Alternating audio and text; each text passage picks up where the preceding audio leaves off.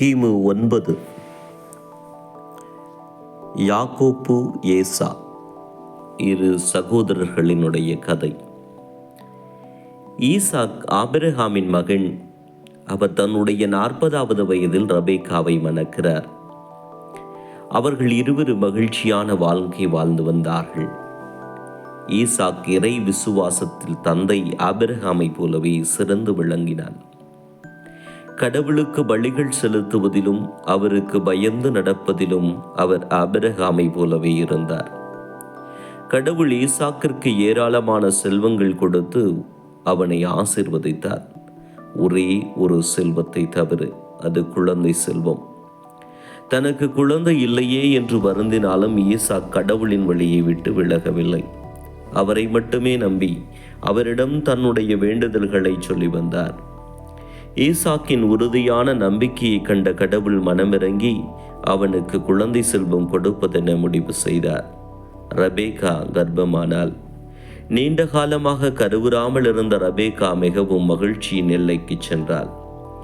ஈசாக்கும் தன் குழந்தை பிறக்கப் போகும் நாளை ஆவலோடு எதிர்பார்த்து காத்திருந்தார். ரெபெக்காவின் கர்ப்பத்தில் உருவானதோ இரட்டை பிள்ளைகள். 2 பிள்ளைகளும் கருப்பைக்கு உள்ளேயே சண்டையிட துவங்கிவிட்டார்கள். அவர்கள் எப்போதும் ஒருவருக்கொருவர் மோதிக்கொண்டும் உதைத்து கொண்டும் இருப்பதை உணர்ந்த ரெபெக்கா மிகவும் வருந்தினாள். யாருக்கும் இப்படியெல்லாம் நிகழ்ந்ததில்லையே, எனக்கு மட்டும் ஏன் இப்படி என அழுது புலம்பினாள். தன்னுடைய கவலையை எல்லாம் கடவுளின் காலடியில் வைத்தாள். ஒரு நாள் அவள் கடவுளிடம் கண்ணீரோடு மன்றாடி கொண்டிருக்கையில் கடவுள் அவளிடம் பேசுகிறார். ரெபெக்கா, கலங்காதே. உன்னுடைய கர்ப்பத்தில் 2 ஆண் பிள்ளைகள் இருக்கிறார்கள். அவர்கள் இருவரும் சண்டையிடுவது கடவுள் செயல்தான். எனவே கவலைப்படாதே. கடவுளே, பிள்ளைகள் ஒற்றுமையாயிருப்பது தானே நல்லது. அவர்களை கருவிலேயே மோதிக்கொள்ளச் செய்கிறீரே, இதற்கு காரணம் என்ன? ரெபெக்கா கடவுளிடம் கேட்டாள். அவர்கள் மூலமாக 2 பேரும் பெரும் இனங்களை தோற்றுவிக்கப் போகிறேன். உன் கருவில் இருப்பது 2 உயிர்கள் அல்ல, 2 மிகப்பெரிய இனங்கள் என்பதை உணர்ந்து மகிழ்ந்து. இன்னும் ஒன்று சொல்லுகிறேன். நடைமுறை வழக்கத்துக்கு மாறாக உன்னுடைய மூத்த மகன் இளைய மகனுக்கு பணிவிடை செய்பவனாக இருப்பான். கடவுள் சொன்னார். மூத்த மகன் இளையவனுக்கு பணிந்திருப்பானா? அதேபடி ரெபெக்கா குழம்பி போனாள். அந்த காலத்தில் மூத்த மகனுக்குத்தான் அனைத்து விதமான வரங்களும் சொத்துக்களும் சொந்தம். அவனுக்கு தலைமகன் உரிமை என்று ஒன்று கிடைக்கும். அதன்படி தந்தை மூத்த மகனின் தலையில் தான் தன்னுடைய கையை வைத்து வாழ்த்துவார். தந்தை என்னவெல்லாம் வாழ்த்துவாரோ அவை அனைத்தும் அந்த மகனுக்கு கிடைக்கும். மூத்தவன் வீட்டின் வழிகாட்டியாக இருப்பான். இளையவன் மூத்தவனுக்கு பணிந்திருப்பான். இதுவே வழக்கம். அப்படி இருக்கு, கடவுள் மூத்த மகனுடன் தான் இளையவனுக்கு பணிந்திருப்பான் என்கிறாரே என்று ரெபெக்கா ரொம்பவே குழம்பி போனாள். ஆனாலும் அமைதி காத்தாள். மாதங்கள் உருண்டோடின. ரெபெக்காவிற்கு 2 குழந்தைகள் பிறக்கின்றன. நல்ல நிறத்திலும் உடல் முழுவதும் ரோமத்துடனும் முதல் குழந்தை. 2வது மகன் மூத்தவனுடைய குதிகாலை பிடித்து கொண்டே வெளியே வருகிறான். அதை கண்ட ரெபெக்கா வியந்து போனாள். கருவறை சண்டை வெளியிலும் தொடரப்போகிறது என்பதை உணர்ந்தாள். அவர்கள் மூத்த மகனுக்கு ஏசா என்றும் 2வது மகனுக்கு யாக்கோப் என்றும் பெயரிட்டார்கள். இருவரும் வளர்ந்தார்கள். மூத்தவன் ஏசா வேட்டையில் மிகச்சிறந்தவனாக விளங்கினான். எங்கும் அலைந்து திரிந்து வேட்டையாடுவான். அவனுடைய வீரத்திற்காகவும் அவனுடைய திறமைக்காகவும் அவன் பிடித்து வரும் மிருகங்களின் சுவைக்காகவும் தந்தை அவனிடம் மிகவும் அன்புள்ளவனாயிருந்தார். இளையவன் யாக்கோபு வீட்டிலேயே தாயின் அருகிலேயே வந்து கதை பேசிக் கொண்டிருப்பான். எப்போதும் வீட்டிலேயே இருக்கும் இளைய மகன் மேல் தாய் ரெபெக்கா மிகவும் அன்பு கொண்டிருந்தாள். ஒரு நாள் ஏசா வேட்டையாடி மிகவும் களைத்து போய் வீடு திரும்புகிறான். அவனால் நிற்கக்கூட முடியவில்லை. வீட்டில் யாக்கோப்பு மனமான கூழ் தயாராக்கி கொண்டிருந்தான். ஏசா அவனிடம், யாக்கோப்பு, என்ன செய்கிறாய்? நான் கூழ் தயாராக்கி கொண்டிருக்கிறேன், மனம் வரவில்லையா? யாக்கோப்பு புன்னகையோடு கேட்டான். வருகிறது. எனக்கு கொஞ்சம் கூழ் கொடு, நான் பசியினால் செத்து கொண்டிருக்கிறேன், என் உடலில் வலிவில்லை. ஏசா சொன்னதும் யாக்கோப்பு மனதுக்குள் ஒரு தந்திரம் தீட்டினான்.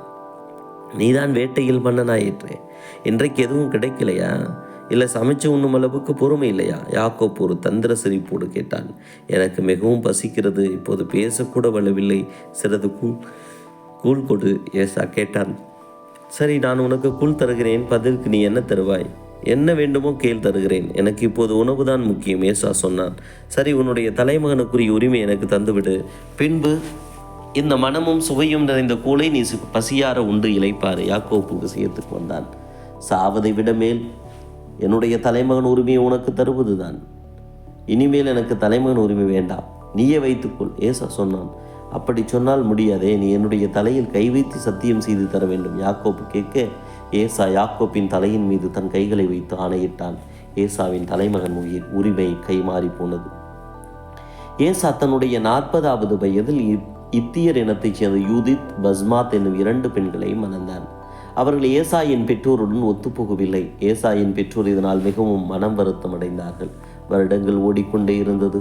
ஈசாக் தன்னுடைய முதுமைக்குள் பயணித்துக் கொண்டிருந்தார். அவருடைய பார்வையும் மங்கத் துவங்கியது. கொஞ்சம் கொஞ்சமாக குறைந்து வந்த பார்வை ஒரு கட்டத்தில் முழுமையாக போயே விட்டது. ஒரு நாள் அவர் தன்னுடைய மூத்த மகன் ஏசாவை அழைத்து, மகனை, நான் மிகவும் பலகீனனாகிவிட்டேன், எப்போது வேண்டுமானாலுமே இறந்து போய் விடுவேன் என்னும் நிலையில் இருக்கிறது. என்னுடைய பார்வையும் போய்விட்டது, உடலுள்ள வலுவும் போய்விட்டது. எனவே நான் மூத்த மகனாகி உன்னை ஆசிர்வதிக்க விரும்புகிறேன்.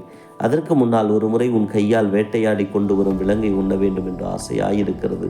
எனவே நீ வேட்டைக்கு போ, நல்ல ஒரு விலங்கை வேட்டையாடி அதை சமைத்து எனக்கு தா, அதை உண்ட பின் நான் உன்னை ஆசீர்வதிப்பேன் என்றார். அப்படியே செய்கிறேனப்பா. ஏசா ஈசாக்கிடமிருந்து விடைபெற்று கொண்டு தன்னுடைய வேட்டை பொருட்களையும் எடுத்துக்கொண்டு வேட்டையாட புறப்பட்டான். ஏசாவிடம் ஈசாக் சொன்னது எல்லாம் மறைவிலிருந்து ரெபெக்கா கேட்டுக் கொண்டிருந்தாள்.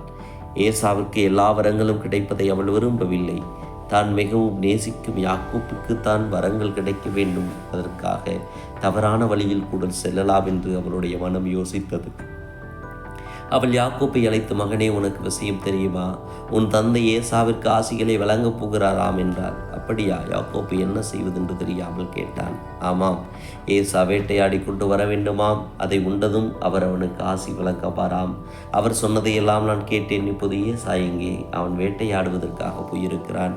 அவன் வந்ததும் அவனுக்கு ஆசியில் கிடைக்கப் போவது உறுதி. அவன் திரும்பி வரும் நேரத்துக்குள் நாம் ஏதாவது செய்தாக வேண்டும். ரெபெக்கா சொன்னால், ஏதாவது என்றால், உன் தந்தையை ஏமாற்றியாவது உனக்கு வரங்கள் வாங்கி தர வேண்டும் என்று விரும்புகிறேன். அது எப்படிமா முடியும்? யாக்கோப்பு குழம்பினான்.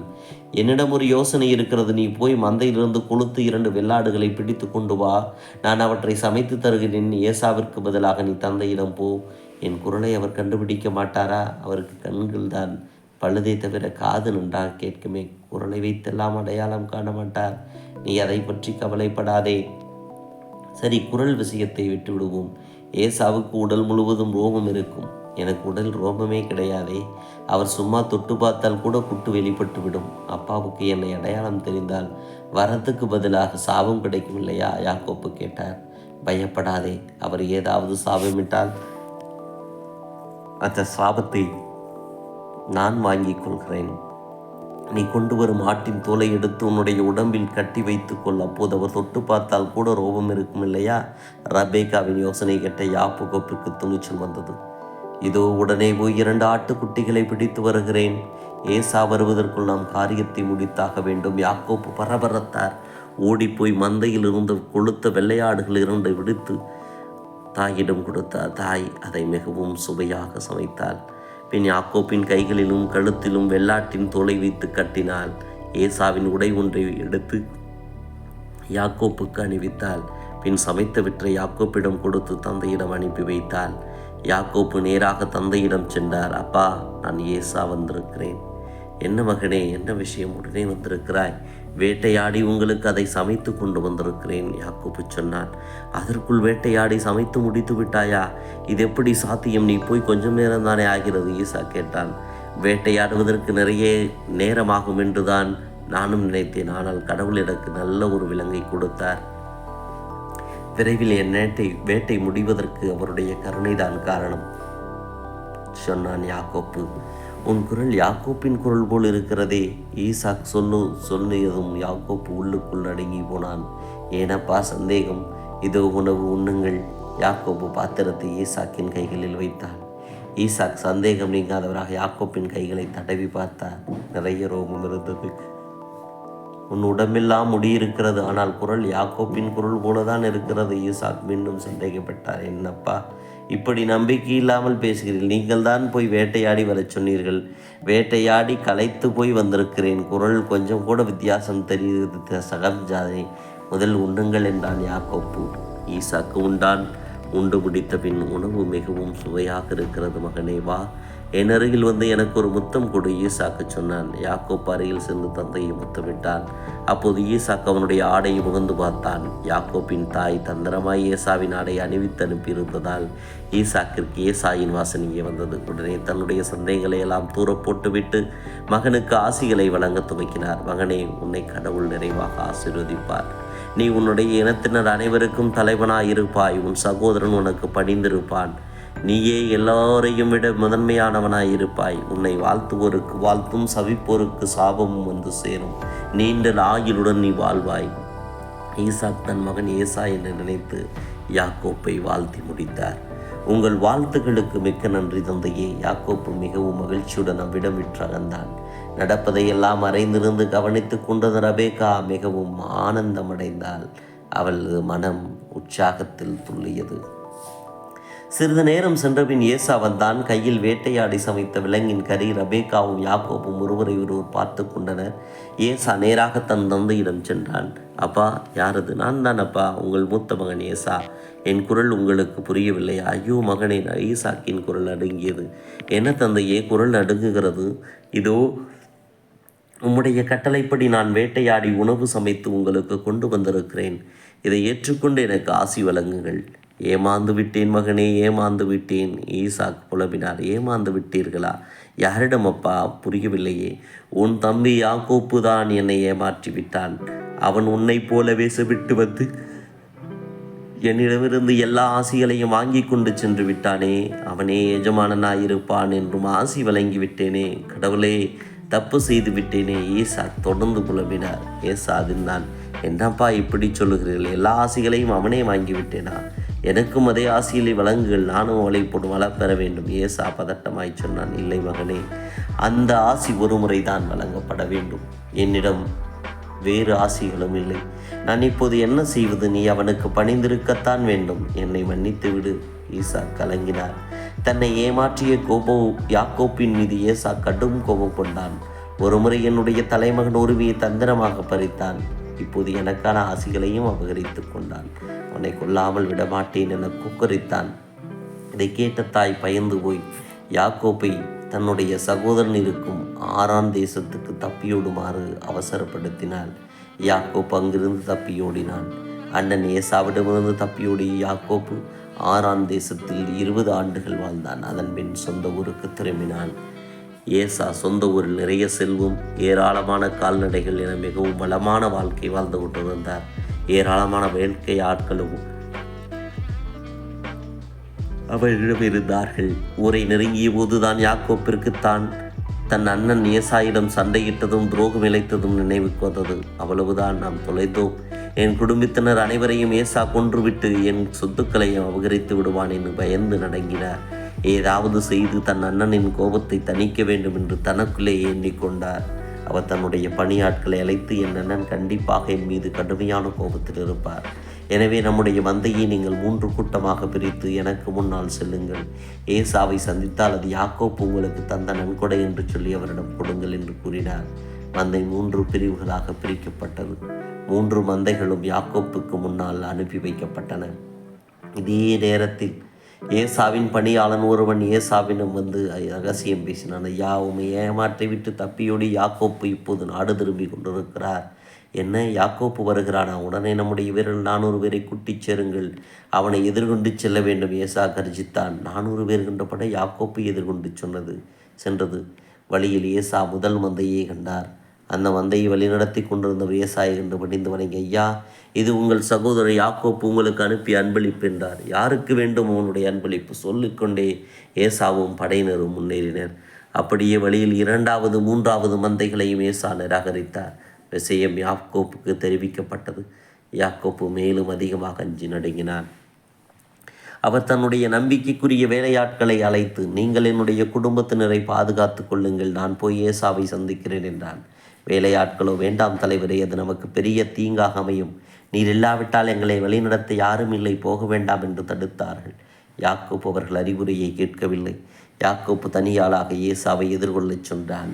அவனுடைய குடும்பத்தினர் அனைவரும் பதைவதைக்கும் நெஞ்சோடு பார்த்து கொண்டிருந்தார்கள். ஏசா பெரும்படையோடு யாக்கோப்பை நெருங்கினான். உடனே ஏசா தரையில் விழுந்து வணங்கி, சகோதரனை, என்னை மன்னிக்க வேண்டும், மாபெரும் தவறு செய்து விட்டேன் என்று கலங்கி நின்றான். ஏசா ஓடி வந்து அவனை கட்டி அணைத்தார். யாக்கோப்பு ஒன்றும் புரியாமல் திகைத்து நின்றார். தம்பி, இத்தனை நாட்களாக என்னை விட்டு தனியாக போய் விட்டாயே, நீ இல்லாமல் நான் எவ்வளவு வருந்தினேன் தெரியுமா? ஏசா அழுதார். அதை கேட்ட யாக்கோபும் அழுதார். நீ என்ன தவறு செய்தாலும் என் தம்பிதானே, எனக்கு எதற்கு உன்னுடைய மந்தைகள்? நீ வந்தாயே, அதுவே போதும். சகோதரர்கள் இருவரும் ஆனந்த கண்ணீர் விட்டார்கள். இதை கண்ட யாக்கோப்பின் குடும்பத்தினரும் வேலையாட்களும் நிம்மதி பெறுபூச்சு விட்டார்கள்.